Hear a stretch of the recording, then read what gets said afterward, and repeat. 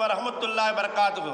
கண்ணியத்துக்குரிய சகோதரர்களே, தஞ்சை ஜமாத்துல் உலமா சபையால் கறிக்கடைக்காரர்களுக்கு ஹலால் ஹராம் விழிப்புணர்வு நடத்தப்பட்டு வருகின்றன. ஏன் இதை மார்க்க அறிஞர்கள் செய்கிறார்கள் என்பதாக சொன்னால், மக்கள்களால் புகார் செய்யப்படுகிறது. ஆம், முதலிலெல்லாம் பள்ளிவாசலிலே வேலை பார்க்கக்கூடிய பிலால் முஅத்தின் என்பதாக சொல்லக்கூடிய அவர்தான் கறிக்கடைக்கு சென்று பிஸ்மில்லா அல்லாஹ் அக்பர் என்று சொல்லி அந்த ஆடையும் கோழியையும் அறுத்து கொடுப்பார். இன்றைக்கு அந்த நிலை மாறி ஒரு சில கறிக்கடைக்காரர்கள் என்ன செய்கிறார்கள், அவர்களே மௌனமாக அறுத்து விடுகிறார்கள். அதாவது பிஸ்மில்லா அல்லாஹ் அக்பர் என்ற வார்த்தையை சொல்வதில்லை அறுக்கும்போது. கண்ணியத்துக்குரியவர்களே, இதன் காரணமாகத்தான் ஜமாத்துல் உலமா சபை கறிக்கடைக்காரர்களுக்கு ஹலால் ஹராம் தடுக்கப்பட்டது அனுமதிக்கப்பட்டது என்ற ஒரு விழிப்புணர்வை நடத்தி கொண்டு வருகிறார்கள். நபிகள் நாயகம் ஸல்லல்லாஹு அலைஹி வஸல்லம் அவர்கள் சொன்னார்கள், எந்த உடலிலே ஹராமான உணவு சேர்கின்றதோ, எந்த உடலிலே ஹராமான உணவு சேர்கின்றதோ, அதாவது தடுக்கப்பட்ட உணவு சேர்கின்றதோ, அந்த உணவால் வளரக்கூடிய பகுதியை நரகம் தீண்டும் என்பதாக சொன்னார்கள். அந்த உடல் சொர்க்கத்துக்கு செல்லாது என்பதாக சொன்னார்கள். ஒரு சகோதரர் KFC என்ற நிறுவனத்தில் வேலை செய்கின்றார். அந்த KFC நிறுவனத்தில் வேலை செய்யக்கூடிய அந்த சகோதரர் தன்னுடைய வேலையை பற்றி கேள்வி கேட்கிறார். எதிலே கேள்வி கேட்கிறார்? Islamic QA, Islamic question and answer என்ற வெப்சைட்டிலே, இணையதளத்திலே கேள்வியாக கேட்கிறார்.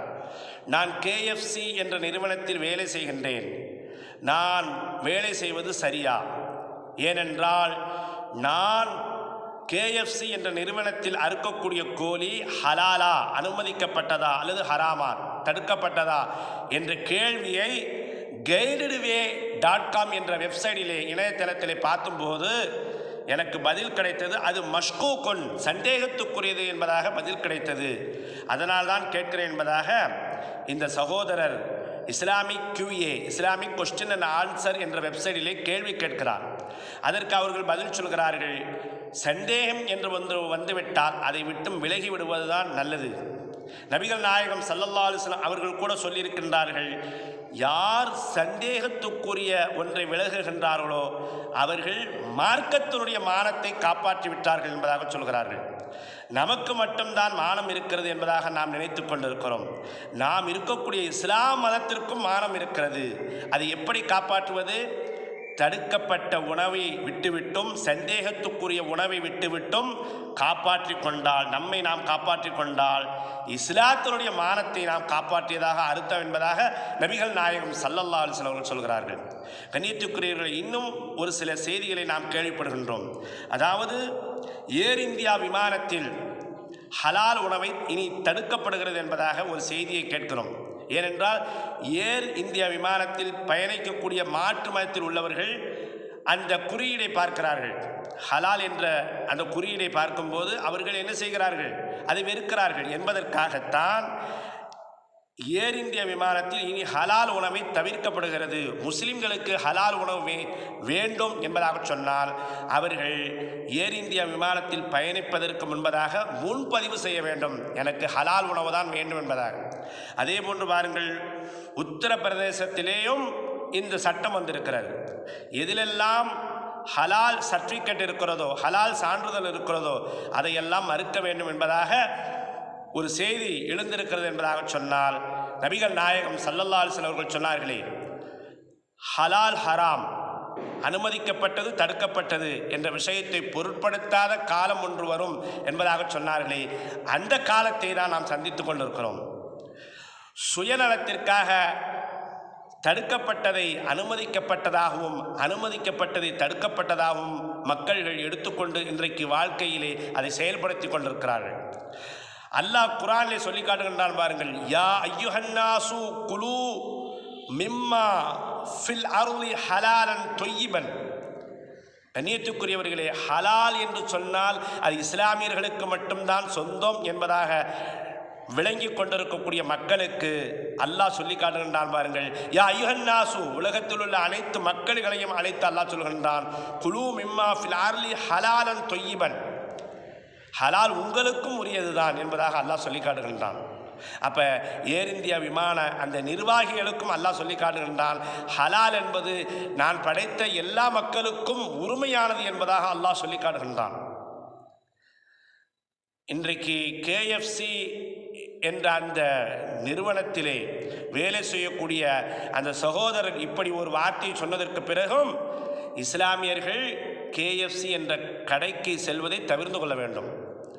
அந்த கரியை பார்த்தவுடனே மனிதனுடைய மனதிலே ஆசைகள் தூண்டும், அந்த நாவு ஊரும் தான்.